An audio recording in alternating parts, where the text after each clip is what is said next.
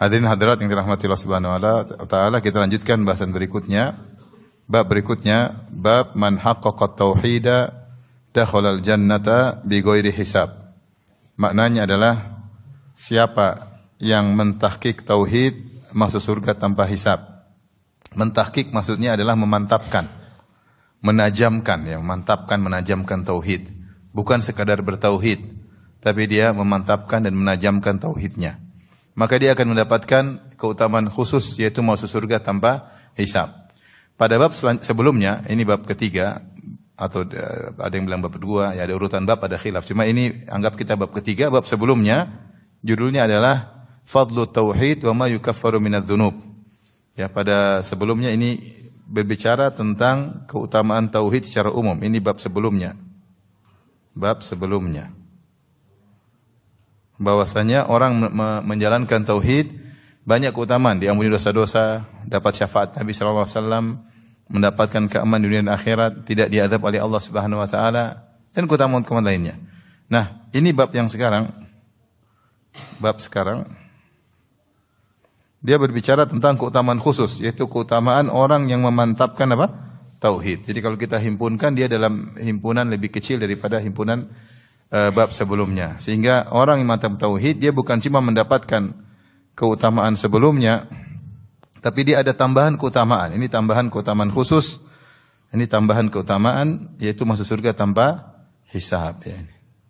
Tambahan keutamaan. Nah, kita membahas apa yang dimaksud dengan memantapkan ini, sehingga orang bisa masuk surga tanpa adab dan tanpa hisab. Taib. Adapun kaum muslimin pasti masuk surga, ya. Tetapi masuk surganya ada 3 model. Kaum muslimin selama dia tidak batal tauhidnya pasti masuk surga. Ya, selama tidak batal tauhidnya. Tidak batal tauhidnya. Ya, kalau tauhidnya batal ya selesai, seperti wudu batal, salat batal, ya. Tetapi ada 3 model. Ada 3 model. Yang pertama adalah ya masuk neraka dulu baru masuk apa?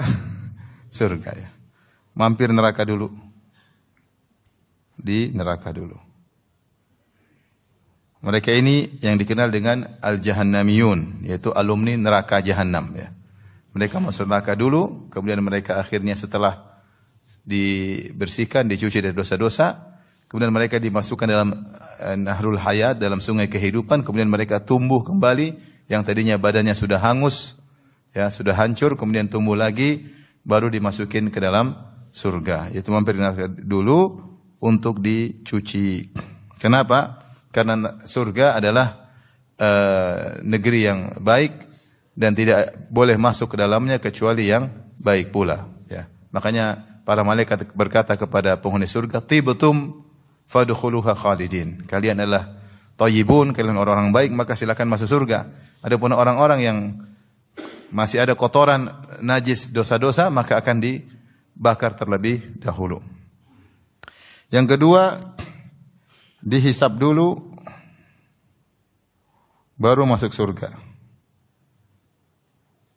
Ini tentu lebih mulia. Hisab dulu baru masuk surga, ya. Kemudian yang paling mulia adalah masuk surga tanpa hisab. Surga tanpa hisab. Tentunya ini juga dihisab, ya. Ini juga dihisab. Tapi dikenal dengan yang dikenal dengan munaqasyah. Dengan al-munaqasyah. Jadi para ulama menjelaskan hisab itu ada 2. Hisab ada 2. Yang pertama disebut dengan al-munaqasyah, yaitu disidang dengan detail. Dengan detail. Istiqsa itu dengan detail, kemudian dimasukkan neraka, lalu diazab. Kemudian yang kedua namanya hisaban yasiran. Hisab yang mudah. Hisab yang mudah, ya. Ini orang mukmin pertanda masuk surga. Pertanda masuk surga. Al-munaqasyah, Allah bertanya secara detail.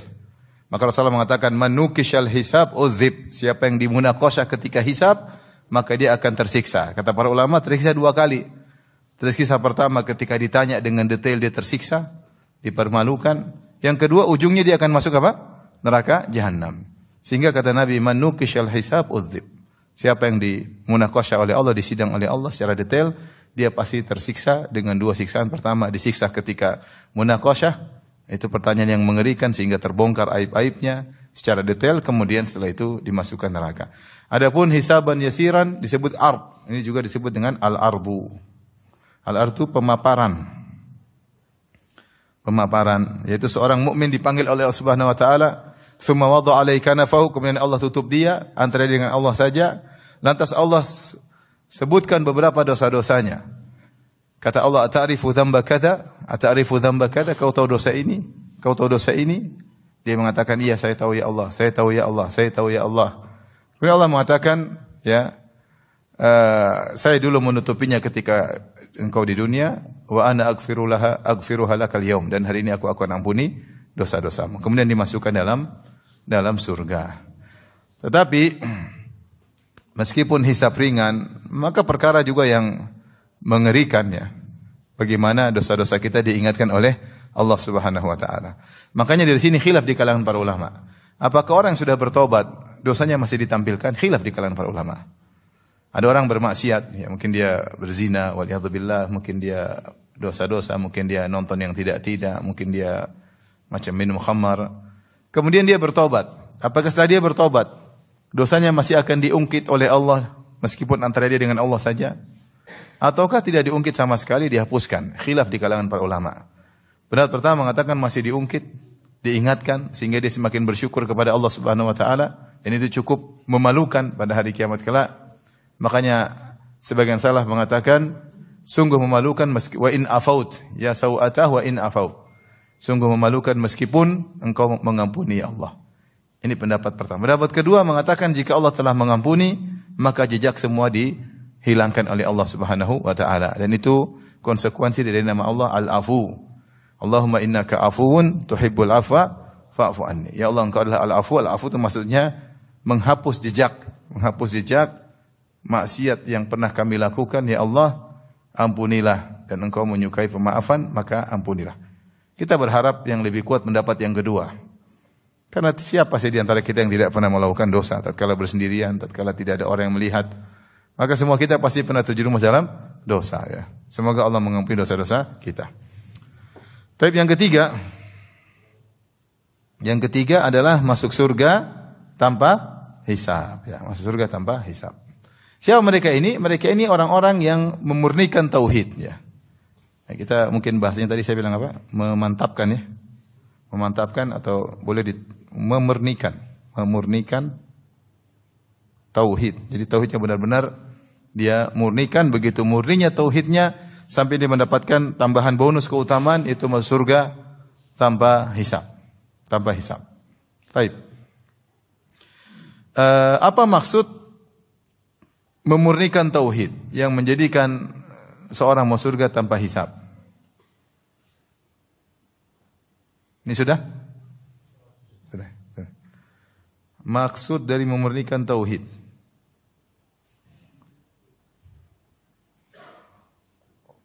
Dari mentahqiq tauhid, mentahqiq atau memurnikan tauhid. Maka makna memurnikan tauhid kembali kepada dua makna. Pertama adalah mempertajam tauhid, yaitu mempertajam tauhid. Yang kedua adalah menjauhkan diri dari pengotor tauhid. Menjauhkan diri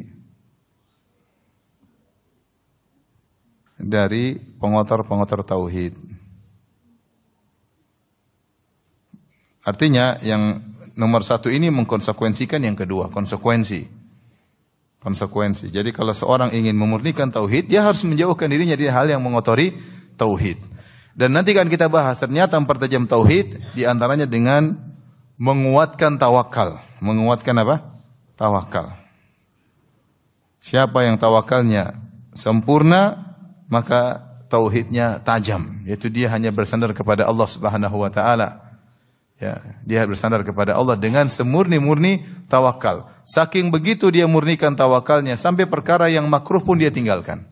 Nanti akan didapati tentang orang yang di antara yang masuk surga tanpa hisab adalah yang meninggalkan ruqyah. Dia tidak pernah minta diruqyah, padahal minta ruqyah itu hukumnya boleh. Hukumnya boleh, mungkin makruh, tapi tidak sampai haram. Tetapi karena dia ingin memurnikan tauhidnya, maka dia tidak minta untuk diruqyah. Dia tidak minta untuk diruqyah. Seperti dia tidak berobat dengan kai. Kai itu besi yang dipanaskan. Hukum asalnya boleh. Hukum asal tidak sampai haram. Paling banter hukumnya makruh. Tapi dia tinggalkan karena dia bertawakal kepada Allah Subhanahu wa taala. Maka inilah yang menjadikan tauhidnya semakin tajam. Bahkan tawakal ini mengumpulkan banyak nilai-nilai tauhid. Akan datang penjelasannya pada waktunya. Kemudian yang berikutnya, menjauhkan dari pengotor-pengotor tauhid apa saja ada 3. Yaitu syirik, kemudian bid'ah, kemudian maksiat. Maksiat. Inilah 3 pengotor tauhid yang seorang berusaha meninggalkannya, ya, sehingga dia sempurna tauhidnya kepada Allah Subhanahu wa taala. Allah isyaratkan tentang orang-orang yang masuk surga tanpa hisab dalam beberapa ayat, di antaranya dalam surat Fatir, kata Allah Subhanahu wa taala, "Tsumma awrasnal kitaba alladziina istafaina min ibadina faminhum dzalimun li nafsihi wa minhum muqtasid wa minhum sabiqun bil khairati biidznillah." Kata Allah Subhanahu wa taala, kemudian kami, itu dalam surat Fatir 32 sampai 33 ya. Isyarat dari Allah. Di antaranya dalam Quran surat Fatir ayat 32 sampai 33. Atau Allah berfirman, "Tsumma awrasnal kitaba alladziina istafaina min ibadina." Kemudian kami wariskan Al-Qur'an, Alkitab kepada orang yang kami pilih. Kemudian disebutkan, "Faminhum dzalimun li nafsihi." Dzalimun li nafsihi. Li nafsihi ini dia melakukan dosa. Ya. Dzalimun li nafsihi melakukan dosa. Itu dosa banyak dia lakukan. Wa minhum zalimun nafsi, wa minhum muqtasid. Yang kedua, muqtasid, yang di tengah. Yaitu hanya melakukan yang wajib-wajib saja. Dominannya hanya yang wajib-wajib saja. Hanya yang wajib-wajib saja. Dia melakukan sunnah tapi tidak dominan. Ini yang dominan. Yang dia perhatikan yang wajib-wajib saja. Namun hal yang haram dia tinggalkan. Kemudian kata Allah, wa minhum sabiqun bil khairat.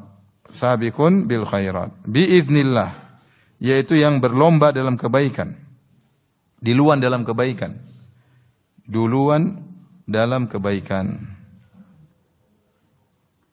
ya, biiznillah, dengan izin Allah Subhanahu wa taala. Kata Allah, dzalika huwal fadlul kabir. Inilah karunia Allah. Kemudian Allah berfirman, jannatu adni yadkhulunaha. Setelah itu Allah berfirman, jannatu adnin yadkhulunaha yuhallawna fiha min asawira min dhahabi wa lu'lu'a. Maka mereka masuk dalam surga Aden, jannatu adnin yadkhulunaha. Maknanya yadkhulunaha yaitu Allah menggunakan kata ganti orang ketiga jamak, waw jamaah. Ini menunjukkan maknanya mereka. Mereka masuk surga Aden. Surga Aden. Kata para ulama, ini waw ini bahasa waw mereka menunjukkan 3 ini semua masuk surga.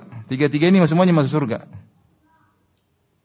Jadi masuk surga, ada juga pendosa yang masuk surga tapi tentu pahalanya lebih banyak daripada dosanya, tapi dia banyak melakukan dosa. Dan model pertama inilah, ini nomor 1 yang Allah sebutkan pertama kali, kemudian yang kedua, yang ketiga. Kata para ulama, kenapa Allah mulai dengan zalimul li nafsi? Karena kebanyakan orang yang masuk surga modelnya seperti ini. Faminhum, Allah mengatakan, "Tsumma awrasnal kitaba alladziina istafaina min ibadina." Kemudian kami wariskan Al-Quran kepada hamba-hamba yang kami pilih.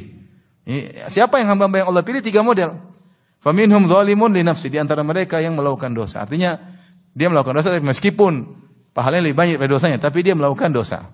Ya, khalatu amalan salihan wa akhara sayyi'ah. Menggabungkan antara amal baik dengan amal buruk. Disebutkan pertama kali ini model manusia yang paling banyak masuk seperti ini.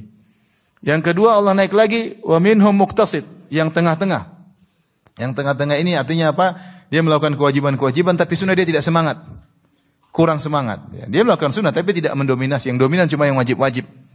Kemudian dia meninggalkan yang haram-haram, makruh mungkin dia kerjakan. Kemudian Allah naik lagi kepada jumlah yang lebih sedikit. Kata Allah, wa minhum sabiqun bil khairat, yang terdepan, yang dahulu, yang mendahului dalam kebaikan. Namun kata Allah, biiznillah, dengan izin Allah. Yang buat mereka bisa semangat beribadah adalah dengan izin Allah. Setelah itu Allah menyebutkan mereka semua masuk surga. Sampai ada seorang ulama mengatakan ini huruf waw, yang artinya mereka ini hendaknya ditulis dengan tinta air mata. Kenapa? Memberi harapan yang besar kepada kaum muslimin. Oleh karena sebagian ulama mengatakan inilah ayat yang paling memberi harapan. Ternyata Allah sebutkan penghuni surga banyak dari model yang pertama, yang mencampurkan maksiat dengan ketaatan. Nah, model ketiga inilah yang disebut oleh para ulama isyarat masuk surga tanpa hisab. Yang mereka selalu paling depan dalam kebaikan. Mereka tidak menunda-nunda kebaikan. Dan mereka semangat dalam menjalankan sunnah-sunnah Nabi. Mereka tidak mencukupkan diri hanya sekedar melakukan kewajiban-kewajiban saja. Tapi mereka berpacu, berlomba-lomba dan bahkan mereka mengerjakan yang sunnah-sunnah. Demikian juga dalam ayat yang lain misalnya Allah mengatakan was-sabiquna as-sabiqun ulaikal muqarrabun, dan orang yang mendahului mereka yang didekatkan oleh Allah Subhanahu wa taala. Ini isyarat tentang satu kaum yang khusus Allah muliakan, yang mereka masuk surga tanpa apa? Hisab. Orang masuk surga tanpa hisab. Baik. Kemudian Al-Imam Muhammad bin Abdul Wahhab rahimahullah kemudian bawakan dalil terkait dengan pembahasan ini. Beliau ketika menyebutkan dalil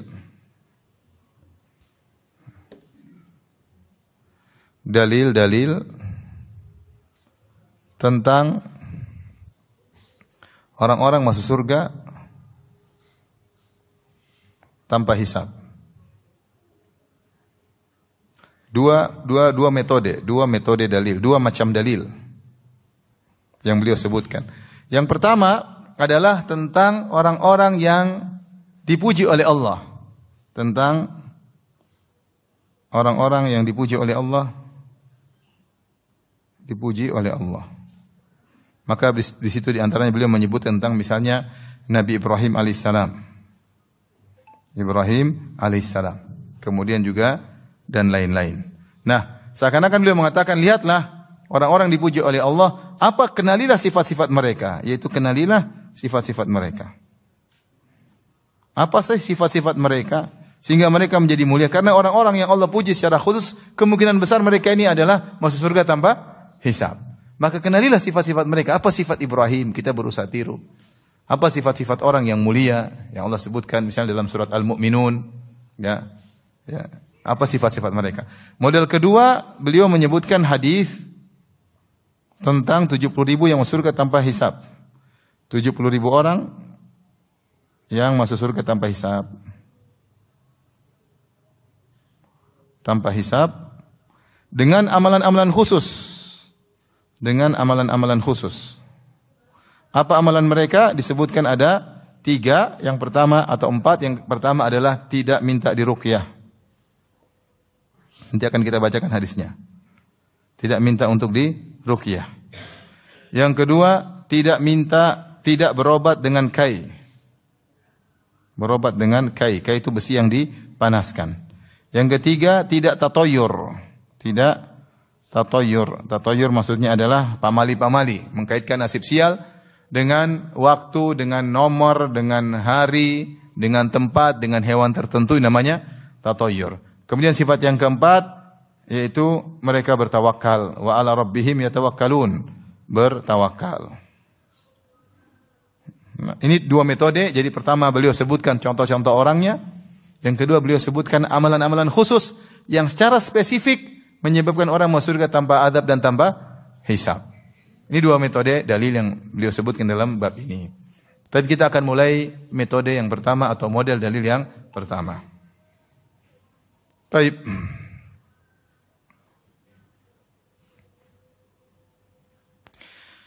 Dalil yang pertama, ini sudah kita lanjut.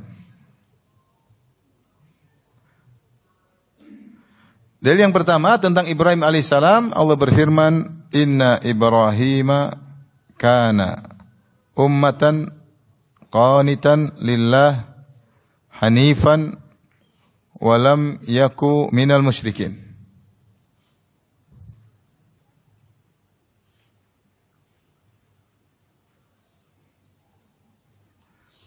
Kata Allah Subhanahu wa taala, sungguhnya Ibrahim adalah umat maksudnya imam. Imam. Kenapa disebut ummah? Ada beberapa pendapat. Tadi mengatakan disebut ummah. Ummah itu kan kumpulan kalau kita bahasa secara yang sederhana, kumpulan manusia. Ada yang mengatakan imam, ummah maksudnya imam karena pada diri Ibrahim terkumpul berbagai macam kemuliaan.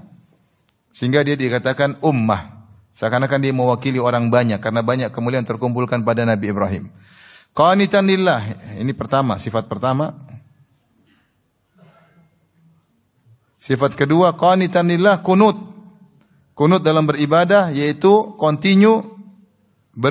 Kunut itu mengumpulkan dua sifat. Kunut mengumpulkan dua sifat. Yang pertama adalah continue. Yang kedua, tulul ibadah, lama dalam beribadah. Seperti firman Allah, wa qumu lillahi qanitin, khusyuk. Jadi orang yang kunut, dalam Al-Quran Allah menyebutkan sifat kunut, ya. Seperti wal qanitina wal qanitat, ya. Wal qanitina wal qanitat. Ya. Kemudian Allah juga berfirman, minal qanitin wa kanat minal qanitin, ya. Qanitatin, taibatin, abidat. Banyak Allah sebut tentang mana kunut. Allah puji-puji hamba-hambanya. Allah juga perintahkan kepada istri-istri Nabi, wa may yaqnut minkunna lillahi wa rasulihi wa ta'mal salihan. Di antara siapa di antara kalian istri Nabi yang kunut? Ya. Kunut, ya. Jadi kunut ini sifat yang mulia. Wa qumu lillahi apa? Qanitin. Jadi banyak Allah puji sifat kunut, ya. Ya Maryam kunuti li rabbiki. Wahai Maryam, kunutlah engkau. Kunut maknanya dua, continue dan lama dalam beribadah. Ini kunut. Lillah hanifan maknanya adalah condong. Hanif itu makna bahasa Arabnya adalah condong. Maksudnya condong kepada tauhid, jauh dari syirik. Ini makna yang berikutnya. Ini makna yang ketiga. Kemudian walam yakum minal musyrikin, tidak pernah, yang keempat, tidak pernah syirik, ya. Bukan termasuk orang syirik. Bukan termasuk musyrik. Kemudian dalam ayat selanjutnya Allah mengatakan walam yakum minal musyrikin. Kata Allah, syakiran li an'umi. Syakiran li an'umi. Ijtabahu dan seterusnya. Kata Allah sifat berikutnya adalah senantiasa bersyukur atas nikmat-nikmat Allah. Senantiasa bersyukur atas nikmat-nikmat Allah. Nah, inilah sifat Ibrahim alaihissalam yang dia adalah orang yang telah mewujudkan, memurnikan tauhid. Maka seorang berusaha memiliki sifat-sifat, mendekati sifat-sifat ini. Mendekati sifat-sifat ini agar dia termasuk dari orang-orang yang masuk surga tanpa hisab. Maka di antaranya kita berusaha, kalau kita beribadah, jangan buru-buru. Salat jangan buru-buru. Kalau sujud jangan buru-buru. Kalau zikir jangan buru-buru. Tenang. Sampai kunut, sampai ada kekhusyuan. Karena makna kunut itu kata Ibnu Katsir mengandung makna khusyuk, yaitu wa qumu lillahi qanitin, maksudnya khasyi'in. Yaitu orang ketika beribadah dia ada kunut, tenang. Jangan habis assalamualaikum langsung buka HP, jangan. Assalamualaikum zikir pelan-pelan. Subhanallah, santai, subhanallah. Allahu akbar. Bar jangan. Pelan, santai, pelan-pelan. Alhamdulillah. Sambil direnungkan dimaknai. Baca Quran juga begitu, sambil dimaknai. Itu namanya kunut. Tidak buru-buru. Santai dalam beribadah. Tidak tergesa-gesa. Karena kita dalam sedang menjalankan tugas kita diciptakan beribadah kepada Allah. Maka latih diri kita menikmati ibadah. Jangan kita menganggap ibadah suatu beban yang ingin kita lepaskan. Jangan. Kita sholat tetap sholat. Maka sholat nikmati, berusaha nikmati sholat tersebut. Walladzina jahadu fina lanahdiyannahum subulana. Kata Allah, siapa yang berjuang menempuh jalan kami akan bukakan jalan-jalannya. Siapa yang berusaha khusyuk, siapa yang berusaha menikmati sholat, Allah akan buat dia merasa nikmat dalam sholatnya. Maka jangan buru-buru. Jangan buru-buru. Itu namanya kunut. Hanif, condong. Tidak mau serempet-serempet dengan syirik sedikit pun, tidak mau. Makanya Nabi Ibrahim berdoa, wa junubni wa bani an a'budal asnam. Ya Allah, jauhkanlah aku. Junubni yaitu menjauhkan. Jauhkan aku dan keturunanku dari peribadatan kepada berhala. Yaitu jangan dekat-dekat kepada hal tersebut. Oleh karenanya orang yang ingin selamat, dia jangan membuka celah-celah syirik. Dia berusaha menjauhi sebab-sebab yang bisa menjerumuskan dia dalam kesyirikan. Maka hati-hati ya. Apapun yang bisa membuat kita terjerumus dalam kesyirikan jangan kita spekulasi. Karena di antara ciri Nabi Ibrahim alaihissalam hanif, itu berusaha untuk bertauhid, menjauhkan diri dari kesyirikan sejauh-jauhnya ya. Maka nasihat buat saya pribadi dan juga para hadirin, jangan suka publish amal soleh, jangan suka publish amal soleh, jangan suka cerita amal soleh, itu nyerempet syirik. Tidak semua orang yang mempublish dia riya, enggak. Tidak semua orang yang bercerita tentang amal soleh riya, tapi itu serempet-serempet, nyerempet. Tahu-tahu dia riya tanpa dia sadari, karena riya itu masuk dalam hati seorang. Kata Nabi, akhfa min dabibin namlati sauda, lebih samar daripada rayapan semut hitam. Dia merasa dirinya ikhlas, ternyata dia sudah terjebak dalam apa? Riya. Tapi kalau seorang menyembunyikan amal solehnya, dia lebih selamat. Dia lebih selamat. Azan kan? Oke, azan dulu silakan.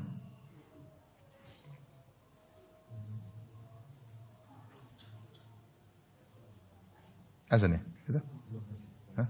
Oh, itu di luar kenapa? Belum. Ya udah. Taib walam yakun minal musyrikin. Ibrahim alaihissalam tidak pernah syirik sama sekali. Dalam ayat yang lain, wa ma kana minal musyrikin. Wa ma kana minal musyrikin. Lam yaku dalam bahasa Arab, lam harfu qalabin, yaitu merubah dari makna mudhari' menjadi makna fi'il madhi, yaitu secara past tense Ibrahim tidak pernah musyrik sama sekali. Maka seperti pernah kita bahas pada pertemuan sebelumnya, tidak ada istilah Ibrahim mencari Tuhan, itu enggak ada. Yang benar Ibrahim sedang berdebat karena Allah mengatakan lam yakum minal musyrikin. Dia tidak pernah musyrik sama sekali, sedikit pun tidak pernah.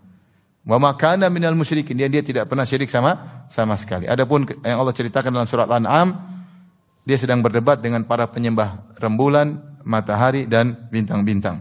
Kemudian di antara sifat yang menakjubkan, azan ya? Belum bunyi. Oh, 2 menit lagi, masya Allah. Syakiran li'an umi.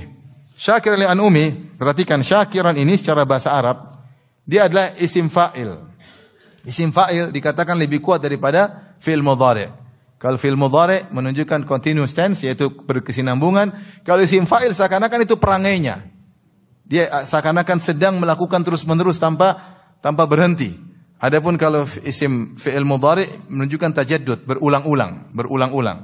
Tapi kalau isim fa'il menunjukkan dia tidak pernah lepas dari sifat tersebut. Oleh karenanya Tahir bin Asyur dalam tafsirnya mengatakan isim fa'il lebih kuat daripada fi'il mudhari. Ini yang ngerti bahasa Arab, yang tidak ngerti ya sudah, qadarullah. Allah mengatakan syakiran. Jadi senantiasa bersyukur. Kalau bahasa kita senantiasa bersyukur. Yang menakjubkan Allah mengatakan li'an umih. Nikmat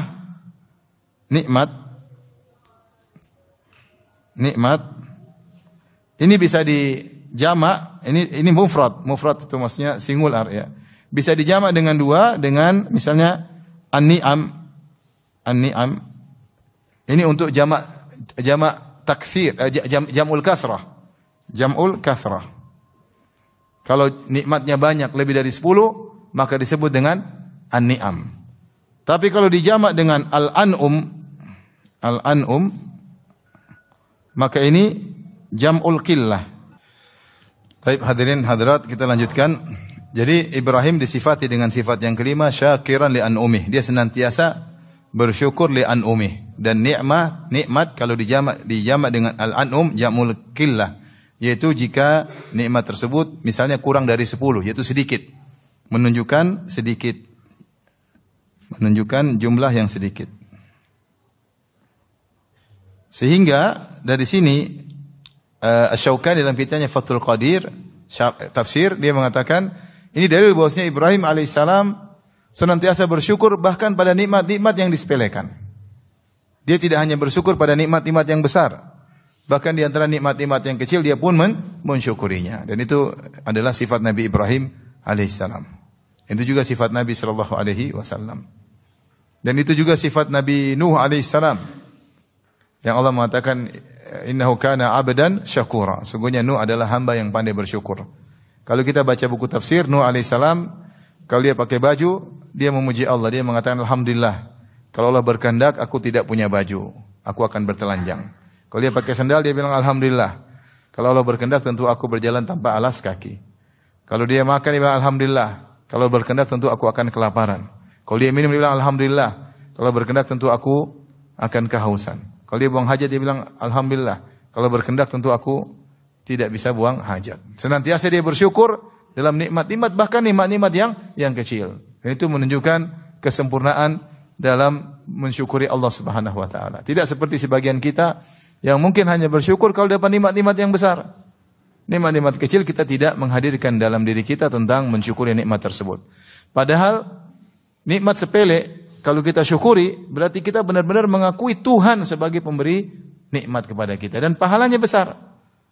Makanya Rasulullah SAW bersabda, Inna Allah la yarda an abdihi idha akal al-aklah an yahmadahu alaiha. Wa idha syariba syarbah an yahmadahu alaiha. Sungguhnya Allah ridha kepada seorang hamba jika dia makan makanan, kemudian dia memuji Allah atas makanan tersebut. Dan jika dia minum minuman, dia memuji Allah atas minuman tersebut. Kenapa? Karena meskipun nikmat tersebut sedikit, dia mengakui ini dari siapa? Dari Allah. Itu yang menjadikan pahalanya besar. Dia mengatakan alhamdulillahilladzi at'amani hadza at'am wa razaqanihi min ghairi haulin minni wala quwwah. Segala puji bagi Allah yang telah menganugerahkan kepadaku rezeki ini, makanan atau minuman, ya, min ghairi haulin minni wala quwwah, tanpa daya dan upayaku. Ya. Maka jangan sepelekan syukur. Bahkan bisa jadi kalau dapat nikmat besar bersyukur, wajarlah, semua orang juga bersyukur. Naik jabatan bersyukur, naik gaji bersyukur enggak?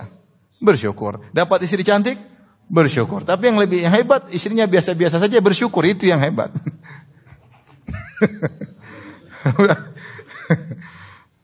Kalau makan yang kelihatannya sepele keseharian ternyata dia bersyukur, itu yang hebat. Allah mengatakan falyanzuril insanu ila ta'ami. Hendaknya manusia merenungkan apa yang dia makan.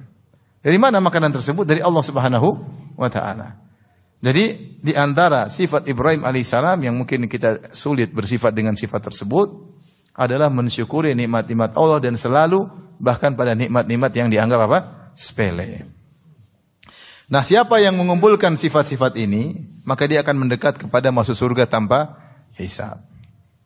Ini metode pertama dari Syekh Muhammad Al-Wahhab, yaitu menyebutkan contoh orang-orang yang dipuji oleh Allah. Maka disuruh kita meneliti sifat-sifatnya apa? Untuk kita tiru. Dan Ibrahim adalah Khalilur Rahman, kekasih Allah Subhanahu wa taala.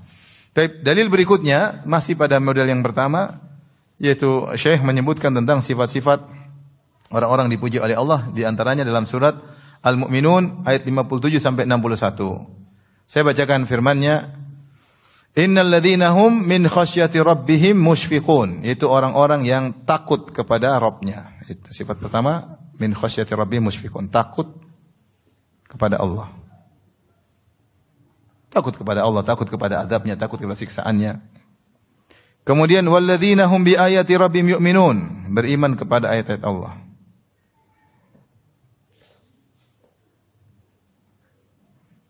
Walladzina hum bi rabbihim la yusyrikun, tidak berbuat syirik sama sekali. Tidak berbuat syirik.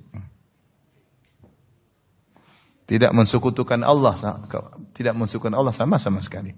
Walladzina hum bi rabbihim la yusyrikun. Ayat berikutnya, walladzina yu'tuna ma ataw wa qulubuhum wajilatun annahum ila rabbihim raji'un. Yang senantiasa beramal yang beramal tapi tetap malah hati mereka takut. Yang beramal yaitu memberikan apa yang mereka berikan, itu mereka puasa, mereka sedekah, mereka beramal, namun hati mereka takut. Kenapa? Annahum ila rabbihim raji'un, karena mereka akan kembali kepada Allah. Kembali kepada Allah. Karena mereka takut, ulaika yusari'una fil khairat. Mereka cepat dalam berbuat baik. Cepat atau bersegera dalam kebajikan-kebajikan. Wa hum laha sabiqun, bahkan mereka berlomba. Berlomba dalam kebajikan. Nah ini sifat-sifat berikutnya orang-orang yang Allah puji dalam surat Al-Mu'minun. Itu orang-orang mulia.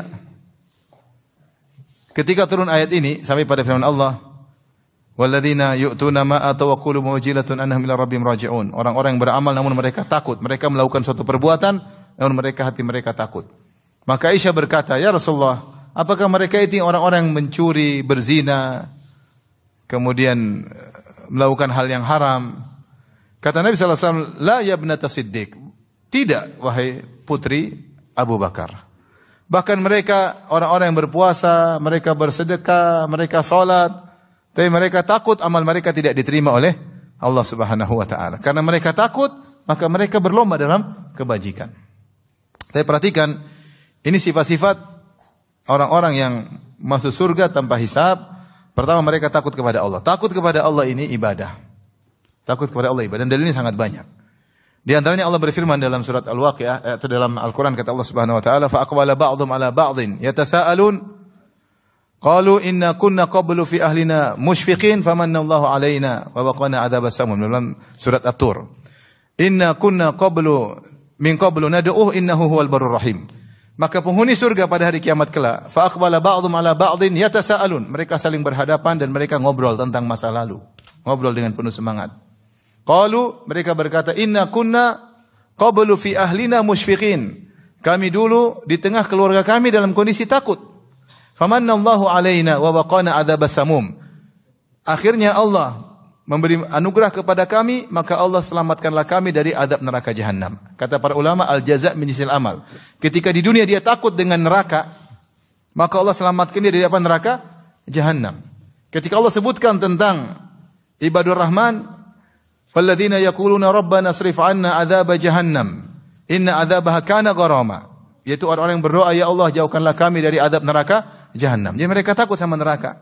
Bahkan yang menakjubkan dalam surat At-Tur tadi, Allah mengatakan, mereka berkata, inna kunna qablu fi ahlina musyfiqin. Kami dahulu di tengah keluarga kami, di tengah istri dan anak-anak ada perasaan takut kepada hari akhirat.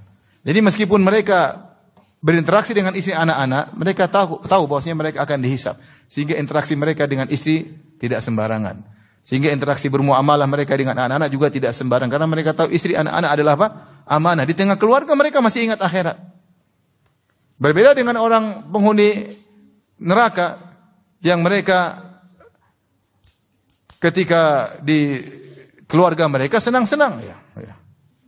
Mereka keluarga senang-senang di tengah keluarga, lupa dengan Allah Subhanahu wa taala, ya. Adapun orang-orang yang penghuni surga bahkan di tengah keluarga masih ingat dengan akhirat, ya. Makanya ketika Allah memberi uzur kepada seorang lelaki yang dia sebelum mati dia bilang sama anak-anaknya, idza mittu faharriquni tsumma thanuni. Kalau saya mati wahai anak-anakku, bakar aku sampai aku jadi arang. Sudah jadi arang maka tumbuklah tubuhku supaya menjadi debu. Tsumma dzuruni fil yammi wa fir rih. Kemudian tebarkanlah jasadku di udara, di angin dan juga di lautan. La in qadirallahu alayya la yu'adzibannani adzaban la yu'adzibuhu ahadan minal alamin. Karena kalau Allah bisa bangkitkan saya akan diadab dengan adab yang tidak pernah Allah adab kepada siapapun. Akhirnya ketika dia mati, dia seorang Bani Israel. Karena dia jahil, dia berwasiat demikian. Akhirnya ketika dia mati maka anak-anaknya melakukan wasiatnya, dibakar, ditumbuk, kemudian debunya diterbangkan. Akhirnya Allah kumpulkan dia. Kata Allah, ya ardu ijma'i ma fiki minhu. Wahai bumi, kumpulkanlah orang itu dari yang tersebar pada diri. Mau kumpul hidup lagi. Allah mengatakan, "Ma hamalaka ala dzalik?" Apa yang membuat engkau berwasiat agar anak-anakmu melakukan demikian? Kata dia, "Khasyataka ya Rabb," karena saya takut kepadamu. Maka Allah ampuni dia. Maka al-jazaa' min jinsil amal. Siapa di dunia takut dengan azab Allah, khawatir dengan hisab, ya. Wa liman khafa maqama rabbih jannatan. Dan bagi orang yang takut maqama rabbih, yaitu maqamahu amama Allah indal hisab. Dia takut dihisab oleh Allah Subhanahu wa taala, dia akan mendapatkan dua surga. Jadi sifat yang masuk surga tanpa hisab di antaranya adalah takut. Kita harus tumbuhkan rasa takut. Bagaimana cara tumbuhkan rasa takut? Baca tentang neraka. Baca tentang orang-orang yang diazab. Baca tentang bagaimana dosa-dosa besar yang menyerumuskan orang ke dalam neraka jahanam. Takut. Terus lihatlah diri kita bagaimana kita masih sering terjerumus dalam apa? Maksiat. Bagi takut kepada Allah Subhanahu wa taala. Kemudian sifat yang kedua, ini sifat pertama. Yang kedua, walladzina biayati rabbihim yu'minun, walladzina hum biayati rabbihim yu'minun, yaitu mereka yang beriman kepada ayat Allah. Mereka beriman. Semua ayat Allah mereka imani. Tidak ada yang mereka ragukan sama sekali. Apa yang Allah katakan, mereka imani. Termasuk apa yang Nabi katakan, mereka imani. Kemudian yang disebutkan secara spesifik adalah ayat ini, yang ketiga, walladzina hum bi rabbihim la yusyrikun, yaitu mereka tidak pernah berbuat syirik sama sekali. Yaitu mereka tidak melakukan kesyirikan, tidak mensekutukan Allah, berusaha menjauhkan diri mereka dari kesyirikan, syirik besar maupun syirik kecil dengan berbagai macam modelnya. Dan ini mengkonsekuensikan kita harus mengenal apa itu syirik agar kita bisa menghindar. Kemudian sifat berikutnya kembali kepada sifat yang pertama, mereka tidak pede ini, tidak pede masuk surga. Tidak pede. Walladzina yu'tuna ma atau, dan orang-orang yang melakukan apa yang mereka lakukan, beramal soleh. Wa qulubum wajilah, sementara hati mereka takut. Ini hati mereka takut. Annahum ila rabbihim rajiun, bahwasanya mereka akan dikembalikan kepada Allah. Ini sifat orang-orang beriman. Mereka banyak amal soleh, namun mereka tidak pede. Ya. Oleh karena Nabi Ibrahim alaihissalam, ketika dia bangun Ka'bah, dia mengatakan apa? Wa idh yarfa Ibrahimul qawaida minal baiti wa Ismailu rabbana taqabbal minna innaka antas samiul alim. Kata Allah ketika Ibrahim dan Ismail bangun Ka'bah, dibangun di atas pondasi. Setiap mereka letakkan batu, mereka berdoa, Rabbana taqabbal minna innaka antas samiul alim. Ya Rabb, terimalah amalan kami, sungguhnya Engkau Maha mendengar dan Maha mengetahui. Sampai ada seorang salaf ketika baca ayat ini dia menangis. Dia mengatakan Khalilur Rahman, kekasih Allah, bana baitar Rahman, sedang membangun rumah Allah. Bi amri minar Rahman, perintah langsung dari Allah. Tsumma yakhafu alla yataqabbala minhu Rahman, kemudian dia masih khawatir tidak diterima oleh Allah. Makanya dia berdoa, ya Allah terimalah, ya Allah terimalah.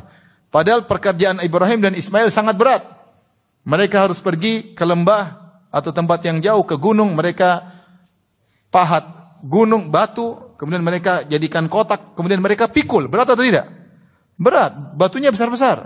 Mereka susun berdua, tidak ada orang ketiga, berdua nyusun untuk bikin Ka'bah. Pekerjaan berat. Dan setiap kali mereka letakkan batu, mereka berdoa, ya Allah terimalah amal ibadah kami. Menunjukkan mereka tidak pede, ya, tidak tenang Ismail, surga aman pokoknya. Tidak ada. Ini muncul orang belakangan pede. Kita pasti masuk surga. Kalau ada kelompok lain masuk surga karena kita, subhanallah. Dari mana salaf seperti itu? Mereka takut, ini ciri-cirinya. Allah sebutkan, walladzina yu'tuna ma atau, dan mereka sudah melakukan amal soleh sementara hati mereka masih takut. Kenapa? Karena mereka tahu keagungan Allah. Mereka tahu bahwasanya amal mereka entah diterima atau tidak. Apakah pantas untuk diberikan kepada Allah yang Maha Agung. Oleh karena Nabi SAW contohkan setiap selesai ibadah Rasulullah beristighfar. Rasulullah beristighfar. Habis salat apa zikir yang pertama? Astaghfirullah, astaghfirullah, astaghfirullah. Ya. Kata Allah, wal mustaghfirina bil ashar. Ketika Allah memuji orang-orang penghuni surga, Allah sebutkan di ayat terakhir, wal mustaghfirina bil ashar. Mereka di waktu sahur mereka beristighfar. Apa kata para ulama? Di siang hari mereka berpuasa, mereka bersedekah. Di malam hari mereka bangun malam. Di penghujung solat malam mereka malah beristighfar. Tidak ujub, tidak merasa hebat. Mereka beristighfar. Mereka tahu ibadah mereka pasti ada kekurangan. Istighfar itulah mereka ingin menambal kekurangan yang mereka lakukan. Tidak ada pede sama sekali. Tidak ada pede sama sekali. Dan di antara tafsir yang menakjubkan, tafsir Al-Alusi rahimahullah dalam kitabnya Ruhul Ma'ani, ketika mentafsirkan firman Allah Subhanahu wa taala tentang Nabi Nuh alaihissalam. Nabi Nuh ketika menyuruh orang-orang naik kapal, wa qala irkabu fiha bismillahi majreha wa mursaha inna rabbi laghafurur rahim. Kata Nabi Nuh, wahai kaumku silakan naik di atas kapal. Kapal tersebut akan berlabuh. Bismillah, dengan bismillah, majreha wa mursaha, dia berlabuh dan dia bersandar dengan izin Allah Subhanahu wa taala. Kemudian kata Nabi Nuh, inna rabbi laghafurur rahim. Sungguhnya Rabbku adalah Maha Pengampun lagi Maha Penyayang. Kita menduga Ibnu akan berkata inna rabbi lasyadidul iqab, karena sedang ada ombak nih besar. Sungguhnya Allah siksaannya dahsyat. Tetapi malah Nuh berkata inna rabbi laghafurur rahim. Sungguhnya Rabbku Maha Pengampun lagi Maha Penyayang. Tidak pas sepertinya ayat tersebut. Kenapa diakhiri dengan sungguhnya Allah Maha Pengampun lagi Maha Penyayang, sementara Allah sedang turunkan hujan untuk membinasakan umatnya. Seharusnya kalau Allah Maha Pengampun lagi Penyayang berarti umatnya dimaafkan, tapi umatnya tidak sedang dimaafkan, tapi sedang diazab. Maka satu-satu ahli tafsir yang saya dapati dia berbicara tentang ini adalah Al-Alusi. Dia berkata rahimahullah dalam baitan Ruhul Ma'ani, kenapa Nuh mengatakan di akhir ayat inna rabbi laghafurur rahim? Itu dia ingin mengatakan, wahai kaumku, kita ini selamat bukan karena amal soleh kita, tapi karena Allah ampuni kita. Jadi dia sedang berbicara tentang mereka. Kita ini selamat, apa yang mau kita andalkan? Amal soleh tidak bisa kita andalkan di depan keagungan Allah Subhanahu wa taala. Tapi kita selamat karena Allah mengampuni apa? Dosa-dosa kita. Bagaimana tawadhu'nya Nuh? Tidak ada sombong sama sekali, tidak ada ujub sama sekali. Maka di antara ciri-ciri orang-orang yang mau surga tanpa hisab, mereka tidak pede dengan apa yang mereka lakukan. Dengan sedekah yang mereka lakukan tidak menjadikan mereka ujub. Dengan salat malam, dengan hafal Quran yang mereka miliki tidak menjadikan mereka apa? Ujub. Tapi mereka takut kepada Allah Subhanahu wa taala. Oleh karenanya ulaika yusari'una fil khairat. Makanya mereka berlomba-lomba dalam kebajikan karena mereka tidak tahu amal mereka diterima atau tidak. Wa hum laha sabiqun, dan mereka berlomba-lomba dalam kebajikan tersebut ya. Tapi inilah sifat-sifat yang kita berusaha untuk menirunya agar kita bisa masuk surga tanpa hisab. Semoga Allah masukkan kita tanpa hisab, masuk surga tanpa hisab. Amin ya rabbal alamin. Baik, setelah itu Syekh Muhammad bin Wahab rahimahullahu taala membawakan jenis dalil model yang kedua, yaitu tentang sifat-sifat khusus orang-orang masuk surga tanpa azab dan tanpa hisab. Yang kita sebutkan sifatnya ada berapa? 4, yaitu tidak minta ruqyah, kemudian tidak berobat dengan besi yang dipanaskan, tidak bertatoyur, dan juga mereka bertawakal kepada Allah. Lanjut apa berhenti? Lanjut ya, biar ujiannya banyak. Tapi saya bacakan, hadisnya panjang. Ya, silakan kalau punya bekal Islam di-download ya. Dari Usain bin Abdurrahman dia berkata, suatu ketika aku berada di kuntu inda Sa'id bin Jubair. Aku berada di sisi Sa'id bin Jubair. Kemudian dia bertanya,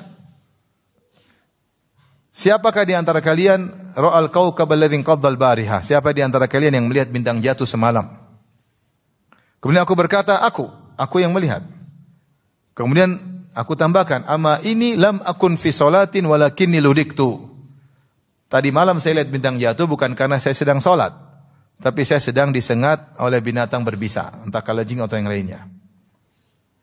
Ya, ini di antara sifat para salaf dahulu, mereka tidak ingin dipuji dengan apa yang tidak mereka lakukan.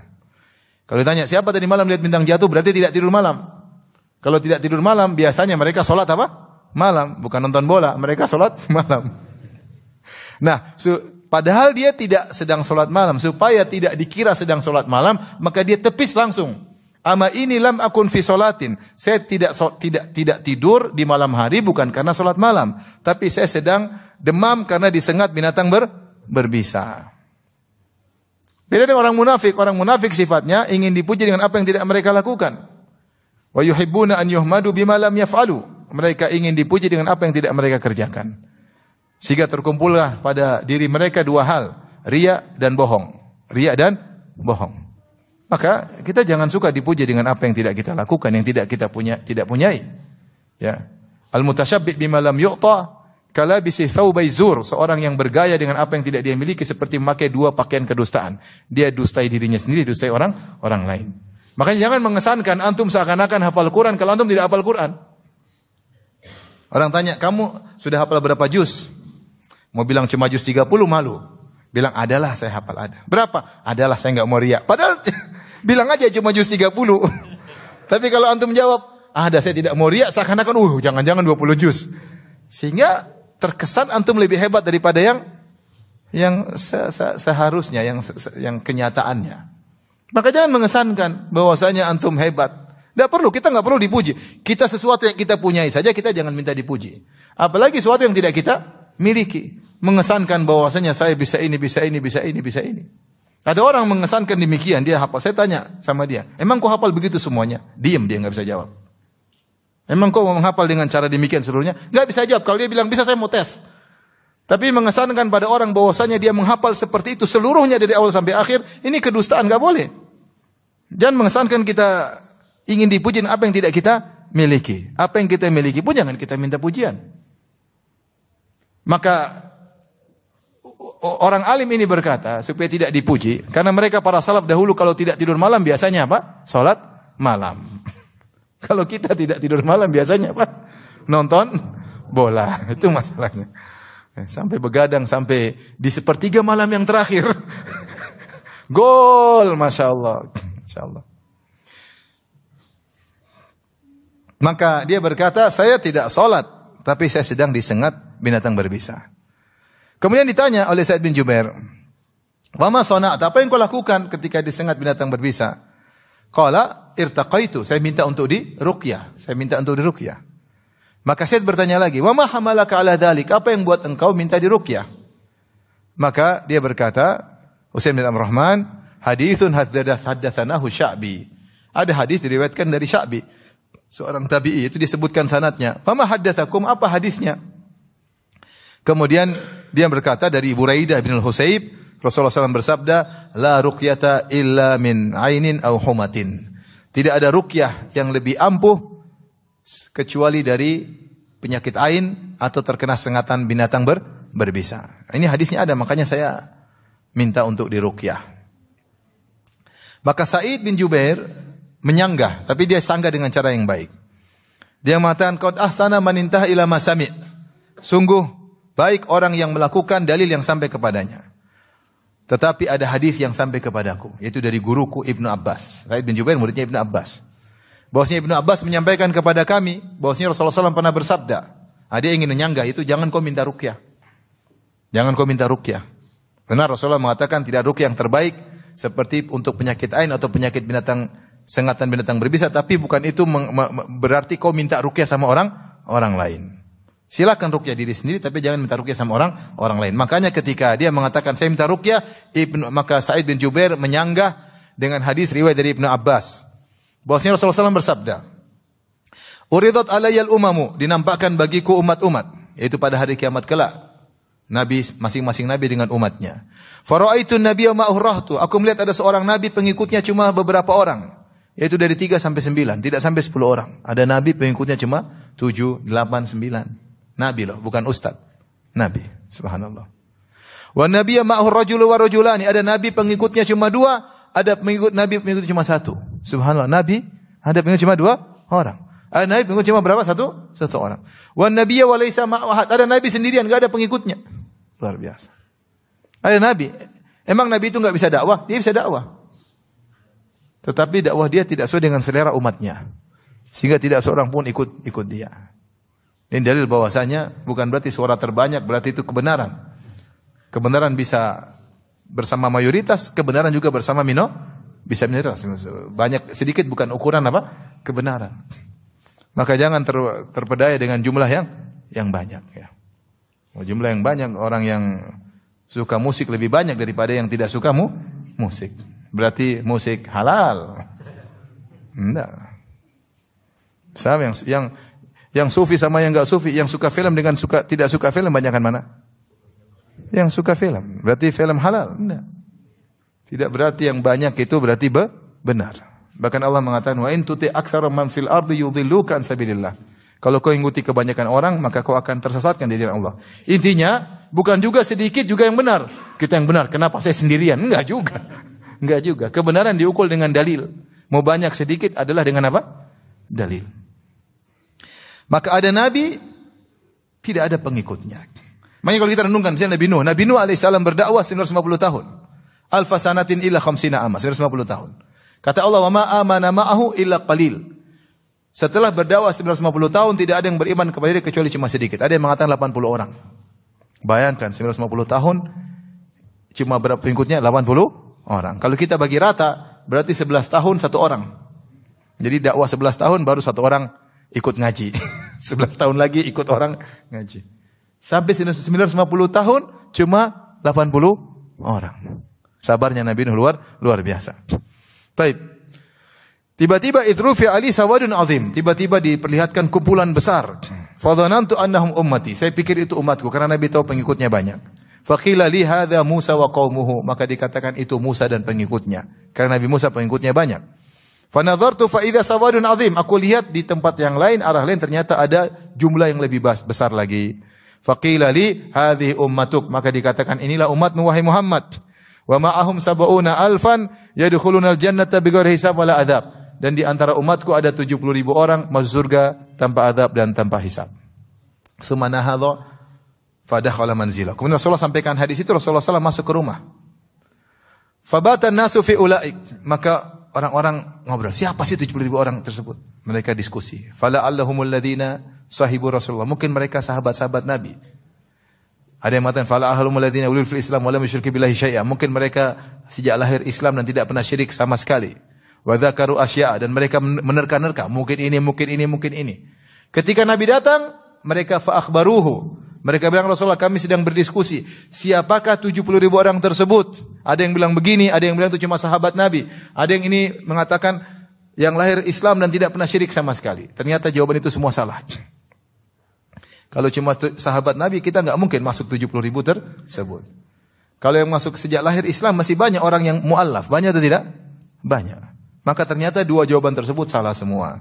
Maka kemudian Rasulullah SAW menyebutkan sifat 70.000 orang tersebut. Humul ladzina la yastarqun. Mereka adalah orang tidak pernah minta untuk diruqyah. Wala yatatayyarun. Mereka tidak pernah mengkait-kaitkan nasib sial dengan angka tertentu, dengan hari tertentu, dengan hewan tertentu. Namanya tatayyur. Wala yaktawun, dan mereka tidak pernah berobat dengan besi yang dipanaskan, dengan kai.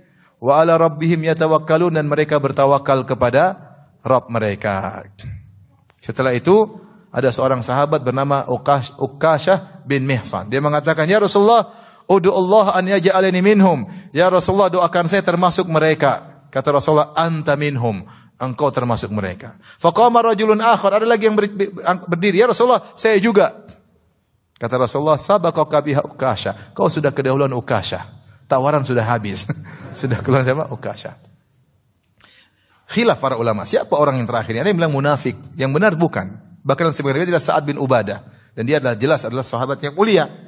Ketika Rasulullah mengatakan sabaqaka biha Uqashah, kau sudah keluar Uqashah, itu Rasulullah menutup pintu. Ya sudah. Khawatir nanti ada yang bilang saya juga. Ternyata dia tidak pantas dalam 70 orang tersebut. Kalau dia bilang kalau kau enggak, kira-kira dia mutung atau tidak? Dia mutung. Oleh karena Rasulullah menutup pintu agar tidak orang nanya-nanya. Kata Rasulullah, kau sudah keduluan Uqashah, dan benar Uqashah akhirnya mati syahid. Mati syahid ketika melawan nabi palsu. Taib. Di sini Rasulullah sebutkan beberapa sifat yang merupakan ciri penghuni surga tanpa hisab. Yang pertama, la yastarqun, mereka tidak pernah minta untuk diruqyah. Kenapa?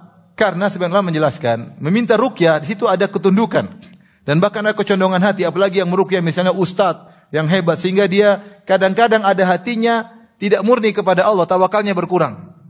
Karena dia mulai tawakal, ada sedikit tawakal kecondongan kepada ustadz tersebut, apalagi ustadz ini terkenal, kalau ruqyah jinnya kabur. Maka dia ada kecondongan seakan-akan ini yang menyembuhkan.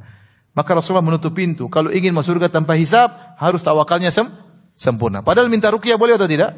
Boleh, paling tinggi cuma makruh, tidak sampai haram. Tetapi karena kita sedang berbicara tentang level yang sangat tinggi, yang memantapkan tauhid, maka tidak boleh minta untuk diruqyah. Adapun meruqyah sendiri boleh. Ada orang nawarin untuk ruqyah, boleh. Yang tidak disukai ketika dia minta orang lain untuk meruqyah. Karena di situ ada kecondongan kepada sebab, sehingga mengurangi tawakalnya. Namun kata para ulama, jika ternyata tidak ada ketundukan, artinya tidak ada permohonan kepada orang, seperti ayah dan anak, seperti suami dan istri, tidak jadi masalah. Kita bilang sama istri, sayang, ruqyah abi dong, ruqyah abi. Gak ada masalah. Nak, sini, main sini, ruqyah abi dulu. Gak ada masalah. Karena kita gak ada merendahkan diri. Karena anak, istri, suami itu adalah orang-orang dekat dengan apa? Dengan kita. Biasa. Seperti Rasulullah mengatakan kepada Aisyah, nawilni al-khumra. Ya Aisyah, ambilkan aku sejadah. Biasa. Suami nyuruh apa? Istri. Bukan. Padahal Rasulullah mewasiatkan kepada para sahabat, Allah yas'aluna an-nasa syai'an. Jangan pernah minta kepada orang apapun. Jangan pernah minta. Berusaha kerjakan sendiri. Jangan pernah minta. Karena sering meminta-minta kepada orang, menurunkan nilai apa? Tauhid. Tapi kalau ayah dengan anak, suami dengan istri, istri dengan suami, tidak jadi masalah. Karena memang kedekatan khusus. Sehingga Rasulullah mengatakan kalau suami minta istri ruqyah, istri minta suami ruqyah, enggak ada masalah. Anak minta orang tua minta anak ruqyah, enggak ada masalah. Bukan ini yang dimaksud. Yang pertama, tidak minta untuk diruqyah. Yang kedua, wala tatayyarun, tidak pernah mengkaitkan nasib sial dengan angka tertentu, seperti menganggap angka 13 angka sial. Seperti menganggap angka 4 angka sial. Sebagian lift tidak ada angka 4. Banyak atau tidak? Banyak. 1, 2, 3 langsung berapa? 5. Kalau dia punya anak 5, coba dia bilang gimana? Ini anak pertama saya, anak kedua, anak ketiga, anak kelima, keenam. 4 mana? Enggak ada 4. Sebagian mereka rubah. 1, 2, 3, 3A, 3B, 5. Subhanallah. Ini anak pertama, anak kedua, anak 3A, anak 3B. Subhanallah. Apa masalah dengan angka 4? Angka 4 dan angka 3, 11, 12. Apa masalahnya? Dari mana logika angka 13 angka sial? Dari mana logika? Ya. Saya berapa kali pernah pokoknya duduk di pesawat. Alhamdulillah ada pesawat di Indonesia, ada kursi 13. Pesawat apa? Saya lupa itu. Transnusa atau pesawat baru, maskapai baru. Ada kursi angka nomor apa? 13. Nih, saya angka 13 nih, aman alhamdulillah. Saya pernah di hotel angka 13, kamar nomor 13, enggak ada masalah. Enggak ada masalah. Bahkan saya pernah beruntung gara-gara angka 13. Waktu lomba, ini sekedar cerita, saya pernah lomba cerdas cermat. Kemudian final, intinya final, waktu itu juara 2 non muslim, kita juara 1. Pertanyaan matematika. Kemudian sinus kosinus. Begitu pertanyaan, saya mencet dulu, baru saya hitung. Ternyata saya tulis salah apa? Salah tulis ini, salah tulis soal. Tahu-tahu ini 13. Ternyata benar. Akhirnya juara 1. Maksud saya, contoh angka 13, angka beruntung. Saya bilang angka sial. Ya. Oleh karenanya, orang bodoh yang bilang angka 13 angka sial. Orang bodoh. Tapi itu semua diyakini oleh banyak orang. Ini tatoyur. Siapa punya keyakinan seperti itu, tidak mungkin masuk surga tanpa hisab. Kalaupun masuk surga. Dan tatoyur itu syirik. Dosa besar. Dan banyak di tanah air seperti itu. Ya, hari sial. Ya. Mau nikah harus hitung-hitung hari. Ini sial. Harus pindah hari. Subhanallah. Sampai akhirnya kita harus nikah tahun depan. Nah ini gara-gara hitungan sial. Menunda pernikahan. Di sebagian kota, ini kenyataan sebagian kota. Mereka kalau bulan Syuro, mereka tidak mau menikah. Sampai bangunan-bangunan yang disewakan untuk pernikahan jadi murah. Teman-teman yang sudah ngaji, sengaja menikah bulan Muharram. Karena lagi murah sewa-sewa gedung. Karena nggak laku, orang takut nikah pada bulan apa? Muharram. Subhanallah. Apa masalahnya? Anggap hari sial. Dan seterusnya. Tokek, pergi. Tokek enggak. Subhanallah.